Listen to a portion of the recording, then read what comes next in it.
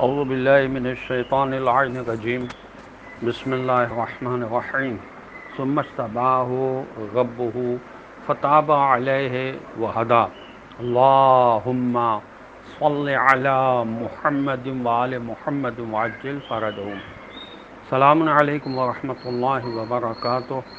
اللہ تبارک و تعالیٰ کا شکر ہے کہ میں نے سورہ طٰہٰ جو قرآن مجید کا 20 نمبر کا سورہ ہے اس کی آیت نمبر 122 کی تلاوت کا شرف حاصل کیا،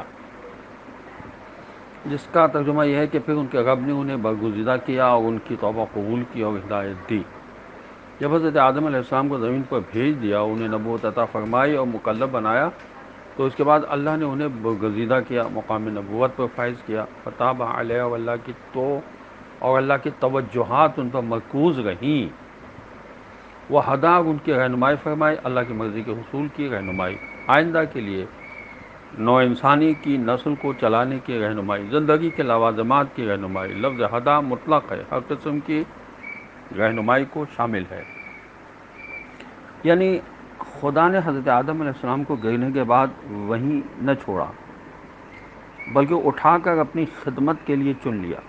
وہ سلوک آدم علیہ السلام کے ساتھ نہ فرمایا جو ہیکڑی دکھانے والے نوکر کے ساتھ کیا جاتا ہے، کیونکہ آدم علیہ السلام نے توبہ کی، شیطان خدا کے سامنے اکڑ کر کھڑا ہو گیا، اس لیے اس کے ساتھ دوسرا سلوک ہوا۔ آدم علیہ السلام نے بھول اور عزم کی کمی کی وجہ سے غلطی کی تھی، بغاوت کی وجہ سے نہیں کی تھی، اسی لیے ہوش میں آتے ہی شرمندہ ہوئے اور اپنی غلطی کا احساس کرتے ہی عرض کی، مالک ہم نے اپنے اوپر ظلم کیا، اگر تو نے ہمیں معاف نہ کیا اور ہم پر رحم نہ کیا تو ہم ضرور برباد، گھاٹے ہی گھاٹے میں ہو جائیں گے۔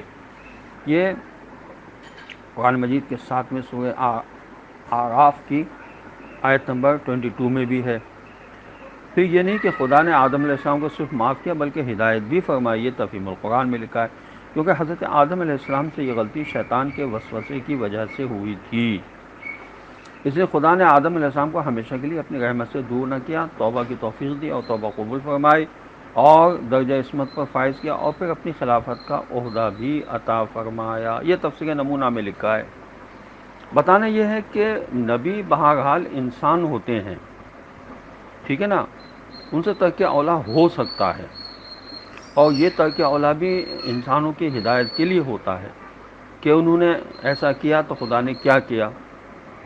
اگر یہ سارا معاملہ نہ ہوتا تو ہمیں توبہ کے بارے میں نہیں پتہ چلتا کہ توبہ کس طرح کی جاتی ہے اور کس مرحلے پر کی جاتی ہے، اور ہر نافرمانی، چاہے وہ اللہ نے ہمیں مشورے کے طور پر، جیسے ہم مشورہ اللہ سے مانگتے ہیں اور اس پر اگر ہم عمل نہ کریں تو وہ بھی ایک قسم کی نافرمانی ہے، اگرچہ اس پر عمل کرنا واجب نہ ہو، جیسے استخارہ ہے، اللہ سے مشورہ لیا جاتا ہے، لیکن اگر ہم عمل نہیں کرتے تو ہمیں اس کا گناہ نہیں ہوتا ہے، ٹھیک ہے۔ اسی طرح سے آدم علیہ السلام کو اللہ نے ایک مشورہ دیا تھا، آدم علیہ السلام نے خدا کی مرضی کو جانتے ہوئے اس پر عمل نہیں کیا، اس لیے کہ اس طرح سے بندوں کو بتانا تھا کہ اگر ایسا ہو جائے تو کیا ہوتا ہے، یعنی اگر انسان سے غلطی ہو جائے تو وہ کس طرح توبہ کرے۔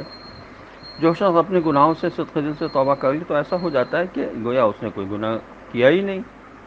حضرت امیر المومنین علیہ السلام نے فرمایا، مجھے تعجب ہے اس سے جو خدا کی رحمت سے نا امید ہے، حالانکہ گناہوں کو مٹانے والی شے اس کے پاس ہے۔ پوچھا گیا وہ کیا شے ہے، تو آپ علیہ السلام نے فرمایا استغفار، خود کو توبہ و استغفار سے معطر کرو تاکہ گناہوں کی بدبو تمہیں شرمندہ نہ کرے۔ یہ روح الحیات کے صفحہ 267 پر لکھا ہوا ہے۔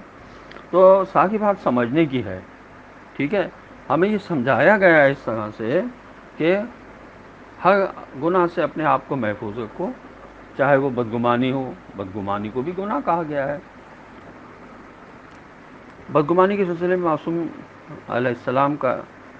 علیہ السلام کے ارشادات موجود ہیں، خاص طور سے حضرت علیہ السلام کے غرر الحکم میں ارشادات موجود ہیں کہ بدگمانی کرنے والا بدوہمی بھی کرتا ہے، جس کے گمان برے ہو جاتے ہیں وہ خیانت نہ کرنے والے کو بھی خائن سمجھنے لگتا ہے۔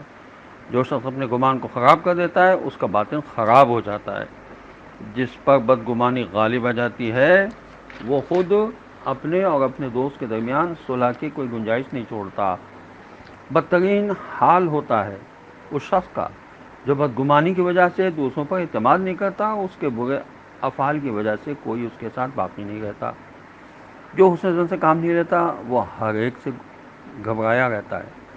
شک و شبہ بدگمانی کا موجب بنتا ہے۔ شک کی مزاج آدمی مریض ہوتا ہے۔